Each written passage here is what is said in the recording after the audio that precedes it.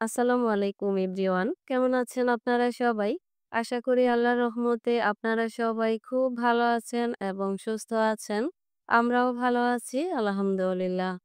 নতুন দিনে নতুন আরো একটি ব্লগ ভিডিও দেখার জন্য আপনাদের সবাইকে আমন্ত্রণ জানাচ্ছি।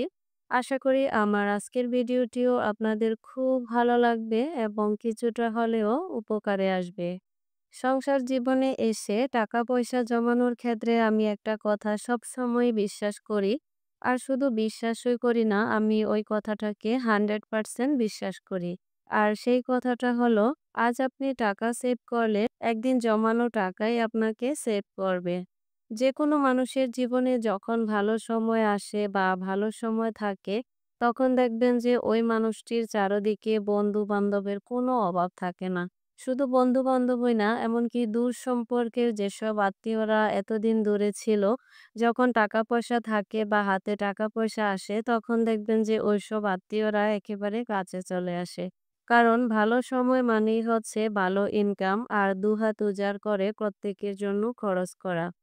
কিন্তু যখন ওই মানুষটার বয়স হয়ে যায় বা কোনো কারণে রোজগার কমে যায়, ঠিক তখন থেকেই শুরু হয় তার টানাটানি করে জীবন চলা।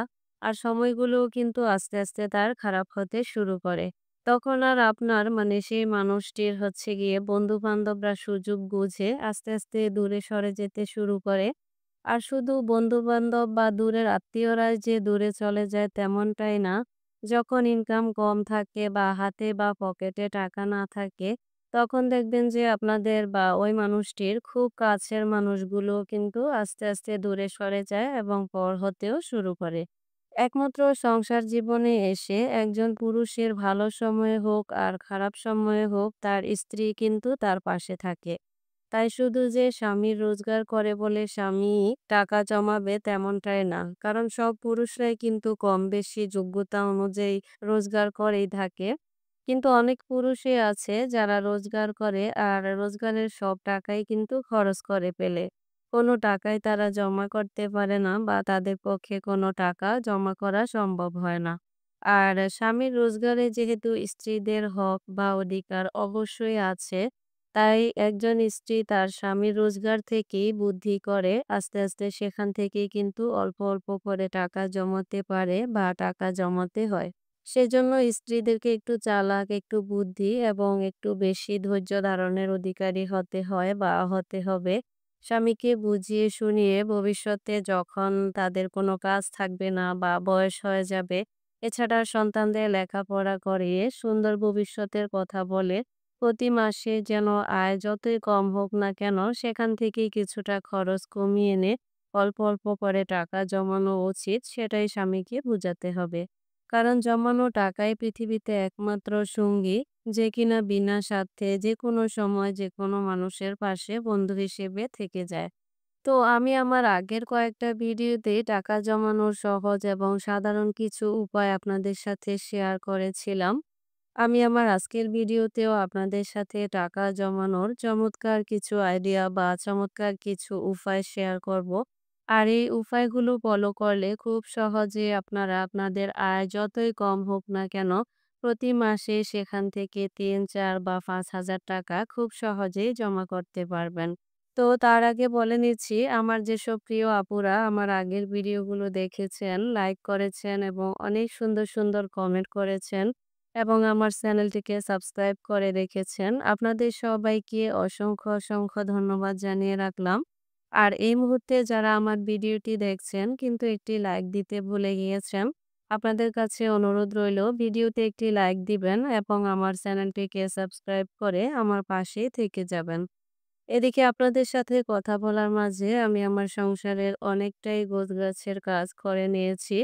তো এখন হচ্ছে আরো বাকি কিছু গোছগাছের কাজ করে নিব। তারপর হচ্ছে বাচ্চাদেরকে সন্ধ্যার নাস্তাটা দিয়ে ওদেরকে পড়তে বসিয়ে দেব। আর একেবারে শেষে হচ্ছে রাতের রান্না করতে চলে যাব। ঠিক প্রতিদিন আমি যেভাবে আমার সংসারের কাজগুলো অফিস থেকে আসার পর করে থাকি, সেভাবে আরকি করে নেব। তো টাকা জমানোর চমৎকার উপায়গুলোর মধ্যে প্রথম উপায়টাই হচ্ছে মাসের শুরুতে খরচের জন্য একটা বাজেট তৈরি করে রাখা। দেখুন, টাকা জমাতে চাইলে অবশ্যই আমাকে বা আপনাদেরকে প্রতি মাসের শুরুতে খরচের জন্য একটা বাজেট তৈরি করে নিতে হবে। মানে আমাদের যত টাকা ইনকাম হয় বা আমরা প্রতি মাসে যত টাকা বেতন পাই, সেই আয়ের উপরে নির্ভর করে আমাদের পরিবারে কতজন সদস্য সংখ্যা আছে, তাদের কতটা খরচের প্রয়োজন, সবকিছুকে বিবেচনা করে খরচের জন্য যদি আমরা মাসের শুরুতেই একটা বাজেট তৈরি করে নিই, তাহলে সে বাজেট অনুযায়ী বাজার সদাই করলে কিন্তু অতিরিক্ত একটা টাকাও খরচ হয় না। বরঞ্চ এভাবে মাসের শুরুতেই আয় অনুযায়ী খরচের বাজেট বা তালিকা প্রস্তুত করলে সেখান থেকে প্রতি মাসে অনেকটা খরচ কমিয়ে আনা যায়। আর খুব সহজেই সেখান থেকে আয় যতটাই কম হোক না কেন, ২-১ হাজার টাকা কিন্তু প্রতি মাসে খুব সহজেই জমা করা সম্ভব হয়। ২ নাম্বার উপায়টা হচ্ছে কাঁচা বাজারগুলো মাসে একসাথে না করে প্রতিদিনের প্রয়োজন অনুযায়ী অল্প পরিমাণে বাজার করা। দেখুন, আমরা কিন্তু মাসের শুরুতে যে বাজারটা করি সেখানে কিন্তু শুকনো বাজারগুলো, মানে যেসব বাজার সহজে নষ্ট না হয় সেই বাজারগুলোই একসাথে করে রাখি, যাতে আমাদের খরচটা কম হয় বা যাতায়াত ভাড়াটাও, বাজারে আসা যাওয়া করতে যে খরচটা হতো সেটা যেন কম হয়। কিন্তু কাঁচা শাকসবজির জন্য আমরা যে বাজারগুলো করব, সেটা কিন্তু আমরা একসাথে করব না। সেটা হচ্ছে গিয়ে আমাদের প্রতিদিন যতটুকু শাকসবজির প্রয়োজন হয়, প্রতিদিন আমরা অল্প, অল্প করে আমাদের প্রয়োজন অনুযায়ী কিনে নেব। এতে করে হচ্ছে গিয়ে একসাথে শাকসবজির বাজারটা করে নিলে হচ্ছে যেকোনো সময় শাকসবজিগুলো নষ্ট হয়ে যায় এবং খাবারের পুষ্টিগুণটাও কিন্তু নষ্ট হয়ে যায়। সেজন্য কাঁচা শাকসবজি প্রতি মাসের জন্য একসাথে না কিনে যদি প্রতিদিনের প্রয়োজন অনুযায়ী অল্প করে কেনা হয়, এছাড়াও বাসার সামনে থেকে বা ভ্যান গাড়ি থেকে কেনা হয়, তাহলে দেখা যায় প্রতিদিনই টাটকা শাকসবজি এবং পুষ্টিকর শাকসবজিটাও খাওয়া যায়। আর ভ্যান গাড়ি থেকে কেনার কারণে কিন্তু অনেক টাকা খরচও বেঁচে যায়, যে টাকাটা কিন্তু আমরা খুব সহজেই জমা করে নিতে পারি। এভাবে যদি আমরা প্রতিদিনকার কাঁচা বাজারটা প্রতিদিনই করি, তাহলে দেখা যাবে সেখান থেকেও প্রতি মাসে ২০০, ৪০০ বা ৫০০ টাকা জমানো কিন্তু সম্ভব হয়ে যায়। টাকা জমানোর ৩ নাম্বার উপায়টি হচ্ছে খুচরা টাকা বা পয়সাগুলো আলাদা করে সরিয়ে রাখা। দেখুন, আমরা আমাদের প্রতিদিনের জন্য প্রয়োজনীয় বাজার সদাই করা বা অফিসে অথবা যেখানে কাজ করি সেখানে আসা যাওয়ার পথে অথবা বাচ্চাদের স্কুলে আসা যাওয়ার পথে যে খরচগুলো করে থাকি, সেখান থেকে প্রতিদিনই কিন্তু আমাদের হাতে ৳২, ৳৪ বা ৳৫ নোট বা কয়েন আমাদের হাতে এসে জমা হয়। তো আমরা যদি প্রতিদিনকার এই ২, ৪, ৫, ৳১০, মানে যেগুলো খুচরা আমাদের হাতে আসে, এই টাকা বা পয়সাগুলো খরচ না করে আলাদা করে এক জায়গায় সরিয়ে রাখি, তাহলে দেখা যায় যে মাস শেষে সেখান থেকে প্রতি মাসে ২০০, ৩০০ বা ৳৪০০ জমা হয়ে যায় খুব সহজেই।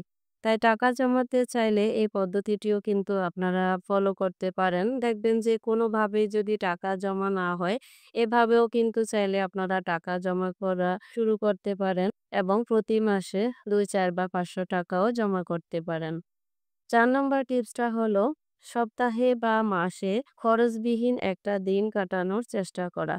দেখুন, আমরা তো প্রতিদিনই আমাদের প্রয়োজন মেটানোর জন্য কোনো না কোনো খরচ করে থাকি। তো আমরা যদি একটু বুদ্ধি করে কিছুটা খরচ কমানোর জন্য বা কিছুটা খরচ বাঁচিয়ে, মানে সপ্তাহে ১ দিন বা ১৫ দিনে একটা দিন অথবা মাসে একটা দিন অন্যান্য খরচগুলো না করার অভ্যাস করি, তাহলে দেখা যাবে যে সেই দিনের জন্য আমাদের যে ২০০, ৪০০ বা ৳৫০০ খরচ হতো, ওই খরচটা কিন্তু আমরা বাঁচিয়ে নিতে পারি এবং সেখান থেকে ২, ৪০০ বা ৳৫০০ খুব সহজেই জমা করে নিতে পারি। তো আমাদের যদি কোনোভাবে টাকা জমানোর অভ্যাস গড়ে আমরা তুলতে না পারি, তাহলে প্রতি মাসে অত্যন্ত বা প্রতি ১৫ দিনে বা সপ্তাহে একটা দিন যদি আমরা খরচবিহীন কাটানোর চেষ্টা করি, তাহলে সেখান থেকেও কিন্তু আমরা খুব সহজেই কিছু টাকা জমা করে নিতে পারি। ৫ নম্বর টিপসটা হচ্ছে অনলাইনে কেনাকাটার অভ্যাস থাকলে সেটা পরিহার করা। আমাদের অনেকেরই কিন্তু এখন অনলাইনে কেনাকাটার প্রতি আগ্রহটা খুবই বেশি হয়ে গেছে। আর আমরা বিভিন্ন অনলাইনে কেনাকাটার পেজ বা গ্রুপগুলোর সাথে রিলেটেড বা অন্তর্ভুক্ত আছি। তো এই কাজটা করার কারণে আমাদের খরচটাও কিন্তু প্রতিনিয়ত বেড়েই যাচ্ছে। কারণ বিভিন্ন গ্রুপে বা পেজে ঢুকলে আমরা বিভিন্ন ধরনের প্রোডাক্ট দেখলে আমাদের অর্ডার করতে ইচ্ছে করে। হাতে টাকা থাকুক বা না থাকুক, খরচটা কিন্তু বেড়েই যায়। তো এই ধরনের অভ্যাস যাদের আছে, আপনারা অবশ্যই অনলাইনের সে ধরনের পেজ বা গ্রুপগুলো থেকে বেরিয়ে আসবেন এবং যখন তখন অনলাইনে অর্ডার করাটাও পরিহার করবেন। দেখবেন যে এই কাজটা করার কারণে প্রতি মাসে কিন্তু আপনার অনেকটা খরচই বেঁচে যাবে। আর অনলাইনের সব প্রোডাক্ট কিন্তু ভালোও হয় না। কিছু, কিছু প্রোডাক্টের ক্ষেত্রে খুবই ঠকে যেতে হয়। সেজন্য অনলাইনে কেনাকাটার অভ্যাস পরিহার করা এবং অনলাইন গ্রুপ বা অনলাইন পেজ থেকে বেরিয়ে আসলেও কিন্তু সেখান থেকে প্রতি মাসে অনেকটা খরচই বাঁচানো সম্ভব হয়, যে টাকাটা আপনারা জমা করে নিতে পারবেন। তারপর টাকা জমানোর ক্ষেত্রে ৭ নাম্বার চমৎকার আরেকটি উপায় হচ্ছে বোনাসের পুরো টাকা খরচ না করা। দেখুন, আমরা যারা সরকারি চাকরি করি বা যারা প্রাইভেট অন্যান্য চাকরি করে থাকে, তো প্রতি বছরই কিন্তু আমাদেরকে ২ টা ঈদে এবং বৈশাখী ভাতা হিসেবে বোনাস দেওয়া হয়। তো এই বোনাসটা না দিলেও কিন্তু আমরা আমাদের মাসিক ইনকাম মানে মাসিক বেতন থেকেই কিন্তু আমাদের খরচের যে একটা বাজেট রাখি, তো সেই অনুযায়ী কিন্তু আমাদের খরচটা মিটিয়ে নিতে পারি। বোনাসের টাকাটা হচ্ছে আমাদের সম্পূর্ণ একটা আলাদা টাকা হাতে আসা। তাই আমাদের প্রত্যেকেরই উচিত বোনাসের পুরো টাকাটা খরচ না করে সেখান থেকে 50% টাকা খরচ করে বাকি 50% টাকা জমা করে রাখা। এভাবে যদি আমরা প্রতি বছরে ২ টা বা ৩ টা বোনাস থেকে 50% করে টাকা জমা করে রাখি, তাহলে দেখা যাবে বছরে কিন্তু আমাদের ভালো পরিমাণের একটা অ্যামাউন্টে টাকা জমা হবে। যে টাকাটা আমরা আমাদের অন্যান্য চাহিদা পূরণে ব্যবহার করতে পারি বা আমাদের বিশেষ কোনো প্রয়োজন বা অসুস্থতা এছাড়াও আমাদের কোনো স্বপ্ন পূরণের কাজেও ব্যবহার করতে পারবো। তো আমি এতক্ষণ ধরে টাকা জমানোর যে চমৎকার ৭ টি উপায় আপনাদের সাথে শেয়ার করলাম। এই উপায়গুলো বা এই টিপসগুলো কিন্তু আমি আমার ব্যক্তিগত জীবনে আমার সংসার জীবন শুরু করা থেকে ব্যবহার করে এসেছিলাম এবং এখনো ব্যবহার করছি। তো আলহামদুলিল্লাহ, আমি এই টিপসগুলো ব্যবহার করার কারণে আমার সংসারের অনেক টাকাই কিন্তু খরচ কমিয়ে নিতে পেরেছি এবং সেখান থেকে প্রতি মাসেই খুব সহজে ৪-৫ হাজার টাকাও জমা করতে পেরেছি। আর আমার মতো মধ্যবিত্ত পরিবারের যাদের আয় কম, তাদের সংসারের খরচগুলো মেটানোর পরেও মাসে ৩,০০০, ৪,০০০ বা ৫,০০০ টাকা জমা করাটাই অনেক কিছু। বা এর থেকে বেশি আর আমাদের জমা করার প্রয়োজন হয় না। আমরা যদি মাসে ৪-৫ হাজার টাকা করেও জমা করি, তাহলে দেখা যায় বছরে কিন্তু ৫০ থেকে ৬০,০০০ টাকা খুব সহজেই জমা হয়ে যায়। আর আমাদের মতো মধ্যবিত্ত পরিবারের বছরে ৫০,০০০ টাকার বেশি জমা করার প্রয়োজনও হয় না। তো আপনাদের যাদের আরকি কোনোভাবে টাকা জমা করা সম্ভব হচ্ছে না বা আয় কম বা আপনারা ভাবেন যে কিভাবে টাকা জমা করব? আমাদের তো খরচের জন্যই সব টাকা চলে যায়। তো টাকা তো কিছু, কিছু আমাদের নিজেদের জন্য অবশ্যই আমাদের জমা করে রাখতে হয় বা জমা করে রাখা উচিত। তো আমি এতক্ষণ ধরে যে ৭ টি টিপস বা ৭ টি উপায় আপনাদের সাথে শেয়ার করলাম টাকা জমা করার জন্য, আপনারা সবগুলো টিপসই একই মাসে মানে ট্রাই করার চেষ্টা না করলেও কোনো অসুবিধা নেই। যেকোনো একটা টিপস থেকে টাকা জমানো শুরু করতে পারেন। পরের মাসে হয়তো ২ টা টিপস ফলো করবেন এবং তারপরের মাস থেকে ৩ টা টিপস ফলো করবেন। এভাবে আপনারা আস্তে, আস্তে টাকা জমানোর বিভিন্ন টিপসগুলো ফলো করলে দেখবেন যে অল্প আয় থেকেই কিন্তু আপনাদের খুব সহজে টাকা জমানো হয়ে যাচ্ছে। আর অল্প টাকা থেকেই কিন্তু টাকা জমানো শুরু করতে হয়। সেখানে ৳২ হোক, ৳৫ হোক বা ৳১০ হোক, কোনো টাকাকেই কিন্তু ছোট করা যাবে না। ৳২ থেকে একদিন অনেক টাকা হয়ে যায়। আমরা তো একটা কথা সকলেই জানি, ছোট, ছোট বালুকণা বিন্দু, বিন্দু জল গড়ে তোলে মহাদেশ সাগর অতল। আজকে যদি আপনি ৳২ জমা করেন, কালকে আপনার মধ্যে ৳৪ জমা করার একটা আগ্রহ তৈরি হবে। তারপর এভাবে ৳৫, ৳১০, ৳২০, একটা সময় আপনার কাছে লক্ষ টাকাও কিন্তু জমা হয়ে যেতে পারে। আশা করি এই টিপসগুলো ফলো করলে আপনারা খুব সহজেই কিন্তু অল্প আয় থেকেও টাকা জমা করতে পারবেন ইনশাআল্লাহ।